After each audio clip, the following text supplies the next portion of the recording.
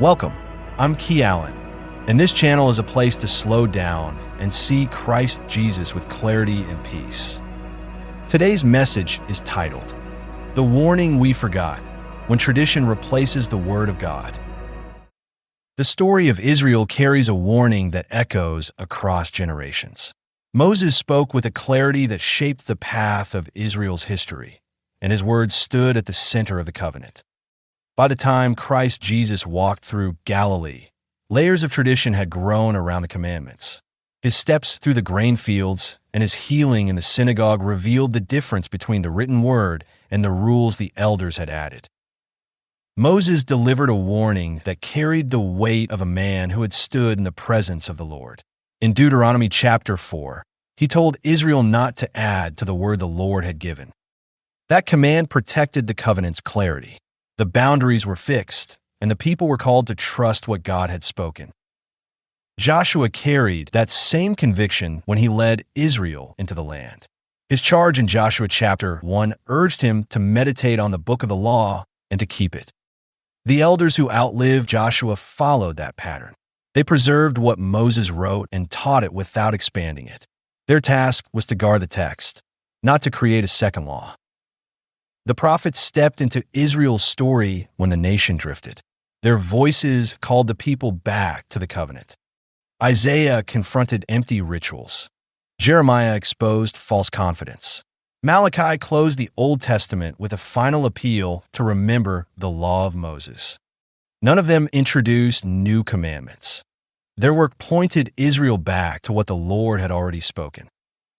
Ezra arrived in the 5th century BC with a heart set on restoring the people to the written word. Nehemiah chapter 8 describes how Ezra read the law aloud, explained it, and helped the people understand it. Jewish tradition later spoke of the Great Assembly, a group committed to preserving Scripture and teaching it. Their focus remained on clarity rather than innovation. They guarded the text and resisted the impulse to create parallel rules. Centuries passed, and a subtle shift began to take shape. Teachers started building protective customs around the commandments. These customs were meant to keep Israel from drifting again. A fence around the law felt wise. A boundary around the boundary felt safe. Over time, those fences multiplied. What began as caution slowly became obligation. What started as tradition eventually gained authority. By the 1st century AD, the Pharisees taught that Moses had received 2 laws at Sinai, one written and one oral. The written law came from the scrolls. The oral law came from the elders. These traditions governed daily life. They defined purity, regulated tithing, and shaped Sabbath observance. The smallest actions carried spiritual weight because the elders had assigned meaning to them. Daily life in that world carried a constant awareness of what could be touched, carried, or lifted. Homes were prepared before sundown with careful attention to every detail. Travelers measured each step on the Sabbath because the elders had defined the boundary. These rules created a world where obedience felt complicated and the joy of rest faded beneath layers of caution. Christ Jesus stepped into that world with a clarity that startled the crowds. His teaching in Mark chapter 1 carried authority that did not depend on the elders. His words cut through the fog of tradition and revealed the heart of the Lord. People sensed the difference immediately. They heard the voice of God and the voice of Christ Jesus and recognized that something ancient and true had returned. The grain fields in Mark chapter 2 became the setting for a collision between Scripture and tradition. Hunger pressed on the disciples as they walked, and their hands reached for the heads of grain. The Pharisees watched with suspicion and treated that simple act as harvesting. Christ Jesus answered with Scripture, reminded them of David in 1 Samuel chapter 21, revealed the purpose of the Sabbath, and declared himself Lord of the Sabbath. That moment exposed the difference between the written word and the added rules. The synagogue in Mark chapter 3 revealed the same tension. A man with a withered hand stood in the center of the room while the religious leaders watched Christ Jesus closely. They hoped to accuse him. Their devotion to the oral law overshadowed the compassion of God. Christ Jesus called the man forward, asked whether it was lawful to do good on the Sabbath, and healed him with a word. The leaders responded with anger and began plotting against him. These moments revealed something deeper about the heart of the Lord. Teaching from Christ Jesus brought clarity where tradition had created confusion. Actions that flowed from his compassion revealed the character of God in situations where the elders had placed restrictions. His life demonstrated what the Sabbath was meant to be from the beginning, free from the weight of added rules and centered on the goodness of God. Other Sabbath moments recorded in the Gospels reveal the same tension, whether at the pool of Bethesda, in the synagogue where a woman had been bent over for 18 years, or in the home of a Pharisee where a man with dropsy sat before him. Modern Judaism preserves many of those traditions. Orthodox communities avoid driving on the Sabbath because starting a car creates a spark. Homes use timers for lights because completing a circuit counts as work. Kitchens prepare meals before sundown because cooking is forbidden.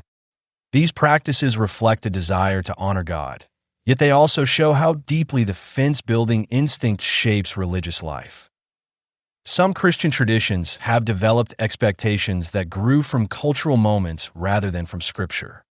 Certain communities have treated head coverings as a sign of reverence, even when the practice reflected local custom more than biblical command. Others have associated ankle-length dresses or the avoidance of slacks with modesty, shaped by the standards of a particular era. Some groups have discouraged movies or modern music because they believed those forms of entertainment carried spiritual danger. These patterns often began with sincere intentions, yet over time they gained the weight of obligation and came to feel like measures of faithfulness. The story of the oral law matters because it reveals something familiar about the human heart. People add rules when they fear disobedience. Communities create boundaries when uncertainty rises. Leaders build layers when they want control. Christ Jesus entered a world shaped by those layers and revealed the heart of the Father with clarity. His steps through the grain fields showed the freedom of the Sabbath. His healing in the synagogue displayed the compassion of God. His teaching restored the authority of Scripture. His life revealed the character of the Lord. The journey through Israel's history shows a pattern that reaches across generations. People receive the word of God with gratitude. Time passes, fear creeps in, leaders add layers to protect what God has spoken. Those layers grow until the people struggle to see the heart of the Lord beneath them. Christ Jesus stepped into that world and peeled those layers away. His voice restored clarity. His actions revealed mercy. His presence brought the people back to the intention of God. The written word remains the anchor. Moses spoke that truth in Deuteronomy chapter 4. Joshua lived it in Joshua chapter 1. The prophets proclaimed it throughout Israel's history. Ezra restored it in Nehemiah chapter 8. Christ Jesus embodied it in every step he took. The Lord has never changed his mind about the sufficiency of his word. The journey from Moses to the Pharisees reveals the danger of adding to the word. The ministry of Christ Jesus reveals the beauty of returning to it. The warning of Deuteronomy chapter 4 still stands.